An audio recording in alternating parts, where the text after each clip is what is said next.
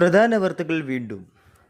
കാത്തിരുന്ന് 10 വർഷങ്ങൾക്ക് ശേഷം UDFന് ജനങ്ങൾ അധികാരം കൊടുത്തപ്പോൾ മുഖ്യമന്ത്രി സീറ്റിനു വേണ്ടി തർക്കം. ഒടുവിൽ ഹൈക്കമാൻഡ്. രാവിലെ രമേശ് ചെന്നിത്തല, ഉച്ചയ്ക്ക് ശേഷം VD സതീശൻ, വൈകുന്നേരം KC വേണുഗോപാൽ. ഇങ്ങനെ ജനങ്ങളെ നയിക്കട്ടെ എന്ന് പ്രഖ്യാപിച്ചു. വേറെന്താ പറയലേ, ഇവർ കസേരക്കളി കഴിയുമ്പോഴൊക്കെ 5 വർഷം കഴിയുമെന്നാണ് തോന്നുന്നു. ഇവർക്കൊന്നും ജനങ്ങളെ സേവിക്കണമെന്നൊന്നും തോന്നുന്നില്ല. എല്ലാവർക്കും അധികാരമോഹം മാത്രമേ ഉള്ളൂ.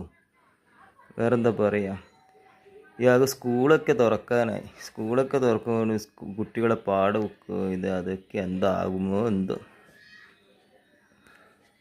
ഇവരെ കസേരക്കളി കഴിഞ്ഞൊന്ന് പറയണേ. പ്രധാന വാർത്തകൾ വീണ്ടും. കാത്തിരുന്ന് 10 വർഷങ്ങൾക്ക് ശേഷം UDFന് ജനങ്ങൾ അധികാരം കൊടുത്തപ്പോൾ മുഖ്യമന്ത്രി സീറ്റിനു വേണ്ടി തർക്കം.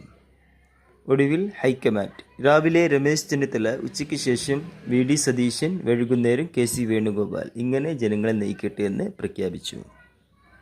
വേറെന്താ പറയലേ, ഇവർ കസേരക്കളി കഴിയുമ്പോഴൊക്കെ 5 വർഷം കഴിയുമെന്നാണ് തോന്നുന്നു. ഇവർക്കൊന്നും ജനങ്ങളെ സേവിക്കണമെന്നൊന്നും തോന്നുന്നില്ല.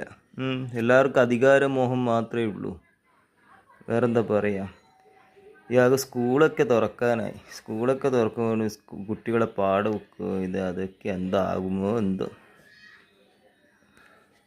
ഇവരെ കസേരക്കളി കഴിഞ്ഞൊന്ന് പറയണേ. പ്രധാന വാർത്തകൾ വീണ്ടും. കാത്തിരുന്ന് 10 വർഷങ്ങൾക്ക് ശേഷം UDFന് ജനങ്ങൾ അധികാരം കൊടുത്തപ്പോൾ മുഖ്യമന്ത്രി സീറ്റിനു വേണ്ടി തർക്കം. ഒടുവിൽ ഹൈക്കമാൻഡ്. രാവിലെ രമേശ് ചെന്നിത്തല, ഉച്ചയ്ക്ക് ശേഷം VD സതീശൻ, വൈകുന്നേരം KC വേണുഗോപാൽ. ഇങ്ങനെ ജനങ്ങളെ നയിക്കട്ടെ എന്ന് പ്രഖ്യാപിച്ചു. വേറെന്താ പറയലേ, ഇവർ കസേരക്കളി കഴിയുമ്പോഴൊക്കെ 5 വർഷം കഴിയുമെന്നാണ് തോന്നുന്നു. ഇവർക്കൊന്നും ജനങ്ങളെ സേവിക്കണമെന്നൊന്നും തോന്നുന്നില്ല. എല്ലാവർക്കും അധികാരമോഹം മാത്രമേ ഉള്ളൂ. വേറെന്താ പറയുക, ഇയാൾക്ക് സ്കൂളൊക്കെ തുറക്കാനായി. സ്കൂളൊക്കെ തുറക്കുമ്പോൾ കുട്ടികളെ പാഠബുക്ക് അതൊക്കെ എന്താകുമോ എന്തോ.